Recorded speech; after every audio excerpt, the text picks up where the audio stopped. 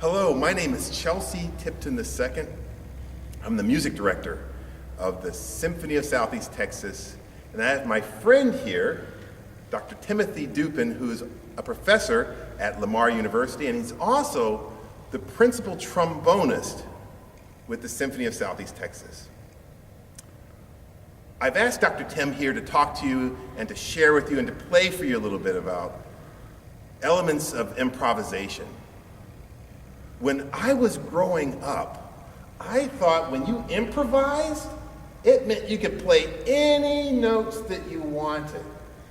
And I quickly learned that's not the case. And you know, one of the early improvisatory composers was Johann Sebastian Bach. Correct. He would improvise much of his music during his church services.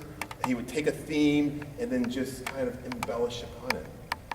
And this concept of improvisation with jazz, and one of the things I love about Dr. Tim is he can play classical, he can play all types of music, classical, new age, gospel, jazz, Dixieland, plays all these different styles.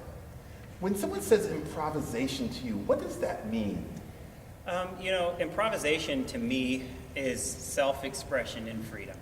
I feel that it's a way for me to kind of get through difficult times, get through a lot of challenges in my life.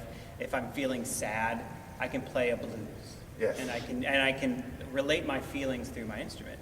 Or if I'm feeling happy, I can play a really fun samba or a big swing piece. So improvisation allows me to play a song without having music there. So is improvisation structureless? Is there no structure? You can just do anything you want? Well, you can. It doesn't always sound good. Okay. But yeah, jazz is definitely built upon structure. So you have different types of structures. You have harmonic structures, which are chords moving. And then you also have melodic structure, which is the melody moving along as well. And so you have these different types of structures that you build, melodies that you create on. Wow. So could we take like a tune? What could be a tune that everyone knows? Could you play Happy Birthday? Happy birthday. Just Okay, yeah. straight Happy Birthday.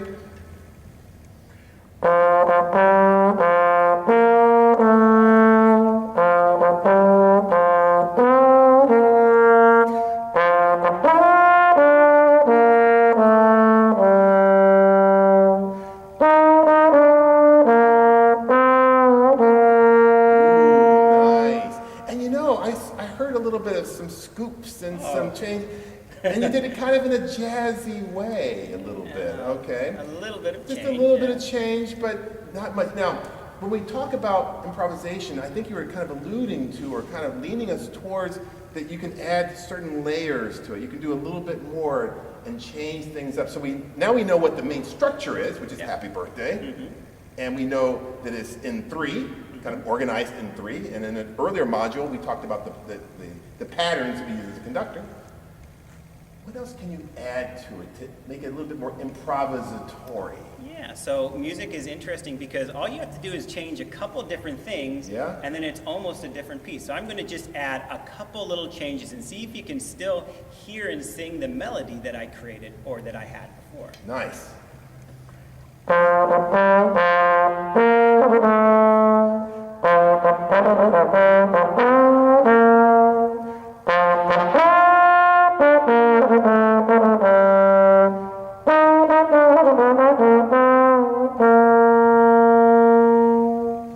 Even though you added those extra notes, I could still hear underneath there the Happy Birthday going there. That's really cool. Structure is always still there somewhere.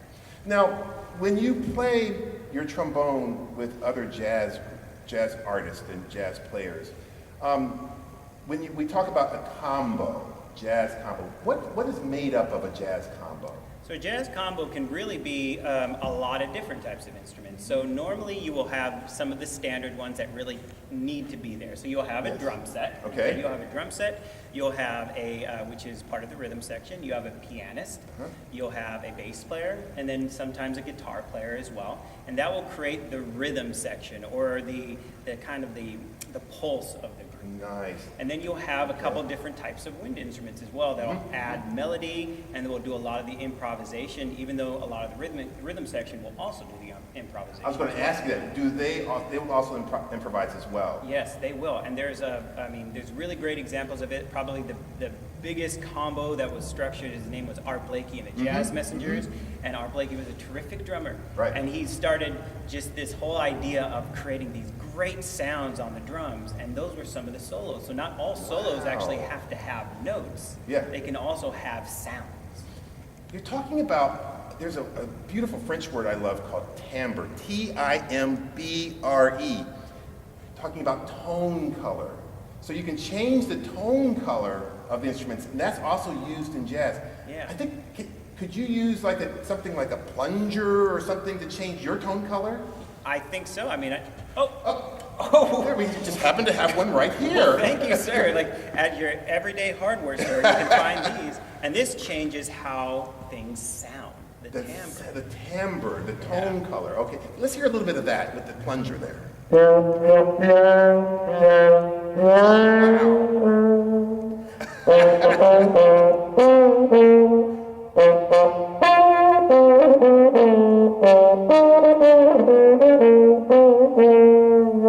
know what that sounds like with Charlie Brown, with the teacher, the kind of the plunger type sound. But it's amazing how it's, again, I can still tell it was a trombone sound, but the color of the sound really changed. Changes a lot. Yeah. That's great.